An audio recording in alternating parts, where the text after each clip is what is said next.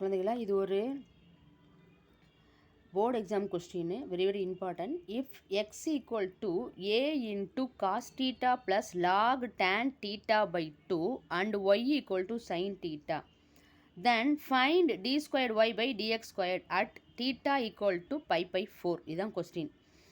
x equal to கொடுத்துருக்காங்க, y equal to கொடுத்துருக்காங்க. ரெண்டையும் நம்ம யூஸ் பண்ணி என்ன கண்டுபிடிக்கணும்னா d squared by dx squared வந்து கண்டுபிடிச்சிட்டு அதில் பை பை 4 போட்டோம்னா என்ன ஆன்சர் வருதுன்னு கண்டுபிடிக்கணும். இப்போ சம்ம பாருங்கள், x equal to a into cos theta plus log tan theta by 2, y வந்து y equal to sin theta. இது நம்ம டிஃபரன்ஷியேட்டை தீட்டாவை பொறுத்து பண்ணணும். அப்போ dx by d theta equal to a into cos thetaவை பண்ணால் minus sin theta. log tan theta by 2 வந்து நம்ம டிஃபரன்ஷியேட் பண்ணோம்னா ஃபஸ்ட்டு லாகுக்கு பண்ணால் என்ன வரும்னா 1 by tan theta by 2ன்னு வரும். அடுத்து tan theta by 2 நம்ம பண்ணினோம்னா என்ன வரும்னா சீக்கன் ஸ்கொயர் theta by 2ன்னு வரும். அடுத்து theta by 2 பண்ணால் 1 by 2ன்னு வரணும். பார்த்துக்காங்க நல்லா. இதுதான் வந்து நம்மளுக்கு ஒரு இது அப்படின்னா இது நம்ம பண்ணும்போது எப்படி பண்ணணும்னா சாதாரணமாக லாக் இருந்தால் லாக் எக்ஸ் மாடலில் பண்ணணும் ஃபஸ்ட்டு. அதை பண்ணிவிட்டு லாக் எக்ஸுக்கு பொதுவாக வேறு ஏதாச்சும் வேல்யூ இருக்குதா, ஸோ அப்போ என்ன பண்ணணும்னா அவனை தனியாக நம்ம டிஃபரன்ஷியேட் பண்ணணும். டிஃபரன்ஷியேட் பண்ணிவிட்டு அவன்லேயும் வேறு யாராச்சும் காம்ப்ளிகேட்டடாக ஒன்று உள்ளே இருக்காங்களா அப்படின்னா ஆமாம் theta by 2ன்னு இருக்குது. வெறும் டீட்டான்னு இருந்தால் நம்ம வெறும் சீக்கன் ஸ்கொயர் theta மட்டும் வச்சுருப்போம். ஆனால் அது theta by 2ன்னு இருக்கிறனால அதையும் நம்ம டிஃபரன்ஷியேட் பண்ணால் 1 by 2 அப்படின்னு வரும். இந்த dy by dx நம்ம பண்ணணும். இங்கே பண்ணோம்னா sin theta பண்ணோம்னா cos theta plus cos theta, sin theta பண்ணோம்னா ப்ளஸ் cos theta. அடுத்து வந்து இப்போ dx by d theta இருக்கு இல்லையா, அதை நம்ம என்ன பண்ணணும் அப்படின்னா கொஞ்சம் ஷார்ட் ஆக்கலாம். a minus sin theta plus 1 by tan theta by 2 அப்படின்னு இருக்குது இல்லையா, அதை நம்ம என்ன பண்ணலாம் அப்படின்னா இந்த tan theta by 2 அப்படிங்கிறத வந்து sin theta by 2 cos theta by 2ன்னு எழுதலாம். இந்த சீக்கன் ஸ்கொயர் thetaவை வந்து 1 by cos square theta by 2ன்னு எழுதலாம். எழுதிட்டு என்ன பண்ணுறோம் அப்படின்னா இதை நம்ம தலைகீழாக மாற்றினா மேலே cos theta by 2 by sin thetaன்னு வரும். இது 1 by சீக்கன் ஸ்கொயர் theta வந்து cos square thetaன்னு இருக்கும்.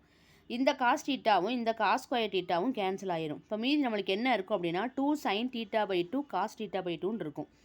இந்த 2 sin theta by 2 cos theta by 2ங்கிறது என்னவா மாறுது அப்படின்னா sin thetaவாக மாறும். ஏன்னா 2 sin theta, அதாவது 2 sin theta cos theta அப்படிங்கிறது வந்து டிக்னாமெண்ட்ரியில் நம்மளுக்கு வந்து sin 2 theta அப்படின்னு இருக்குது. அதாவது என்னென்னா 2 sin theta cos theta equal to sin 2 theta அப்படின்னு சொல்லி டிக்னாமெண்ட்ரியில் நம்மளுக்கு ஒரு ஃபார்முலா இருக்குது.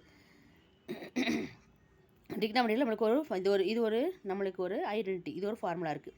அப்போ நம்மளுக்கு இந்த டீட்டாக்கு பதில் நம்மளுக்கு இங்கே என்ன வந்திருக்குன்னா theta by 2 வந்திருக்கனால என்ன ஆகும் அப்படின்னா இந்த sin 2 thetaங்கிறது வந்து வெறும் டீட்டாவாக மாறிடும். ஏன்னா 2 இன்ட்டு டீட்டாக்கு பதில் theta by 2ன்னு போடுங்க, 2 கேன்சல் ஆயிரும். அப்போ வெறும் டீட்டா மட்டும் கிடைக்கும். அதனால் 2 sin theta by 2 cos theta by 2 எப்படி எழுதலாம் அப்படின்னா sin thetaன்னு எழுதலாம்.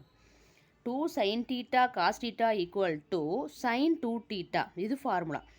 இந்த டீட்டாக்கு பதிலாக theta by 2ன்னு இருந்தால் இங்கே theta by 2ன்னு போடுங்க, போட்டால் 2வும் கேன்சல் ஆயிருமா, அப்போ வெறும் sin theta மட்டும் கிடைக்குமா, அதுதான் இங்கே எழுதியிருக்கும்.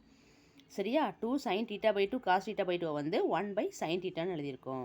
இப்போ இதை எல்சிஎம் எடுங்க. இங்கே எடுத்தால் minus sin square theta plus 1 by sin thetaன்னு கிடைக்கும். இதை நம்ம எப்படி எழுதலாம், 1 மைனஸ் sin square thetaன்னு எழுதலாமா, அதான் 1 minus sin square theta by sin theta. இதை நம்ம cos square thetaன்னு எழுதலாமா, cos square theta by sin theta. இந்த அளவுக்கு நம்ம சிம்பிளிஃபை பண்ணி வச்சுக்கணும். அப்போ தான் நம்மளுக்கு அடுத்து சம் போடும்போது டக்குன்னு ஆன்சர் கரெக்டாக வரும். அடுத்த ஸ்டெப்பு போடும்போது இப்போ நம்ம dy by dx கண்டுபிடிச்சோம் இல்லையா, கண்டுபிடிக்கணும், இன்னும் கண்டுபிடிக்கல. dy by dx கண்டுபிடிக்கணும். dy by dxக்கு என்ன ஃபார்முலா அப்படின்னா dy by d theta by dx by d theta.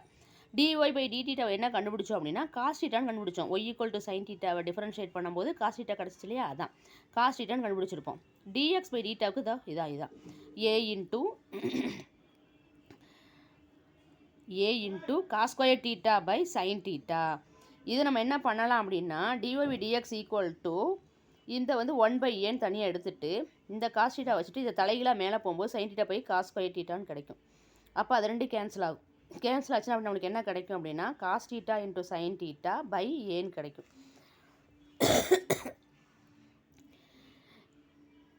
cos theta கிடச்சா sin theta by cos thetaன்னு கிடைக்கும். அதை நம்ம tan thetaன்னு எழுதிடலாம். இப்போ dy by dx equal to 1 by tan theta.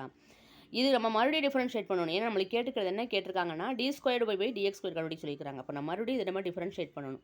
dy by dx வந்து 1 by a tan theta நம்மளுக்கு கிடச்சிருச்சு. இதை மறுபடியும் நம்ம டிஃபரன்ஷியேட் பண்ணணும். பண்ணோம்னா என்ன கிடைக்கும்னா 1/a tan தீட்டாவை பண்ணால் சீக்கன் ஸ்கொயர் தீட்டா.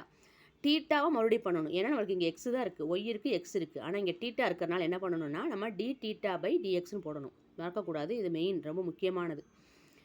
இப்போ இந்த டி தீட்டா பை டிஎக்ஸ் நம்ம ஏற்கனவே கண்டுபிடிச்சிருக்கோம். என்ன அப்படின்னா sine theta by a cos square தீட்டான்னு கண்டுபிடிச்சிருக்கோம்.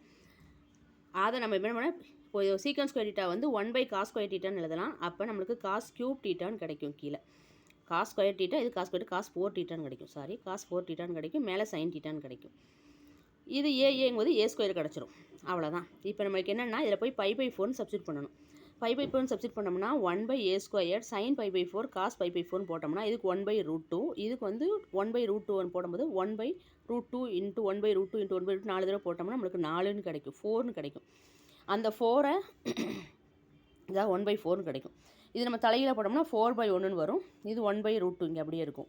இந்த 4 எப்படி எழுதலாம் அப்படின்னா 2 × √2 × √2ன்னு எழுதலாம். அப்போ √2 கேன்சல் ஆகிடுச்சு அப்படின்னா நம்மளுக்கு ஆன்சர் என்ன அப்படின்னா 2√2/a². d²/y/dx² மதிப்பு வந்து 2√2/a². இதுதான் நம்மளுடைய ஆன்சர். தேங்க்யூ.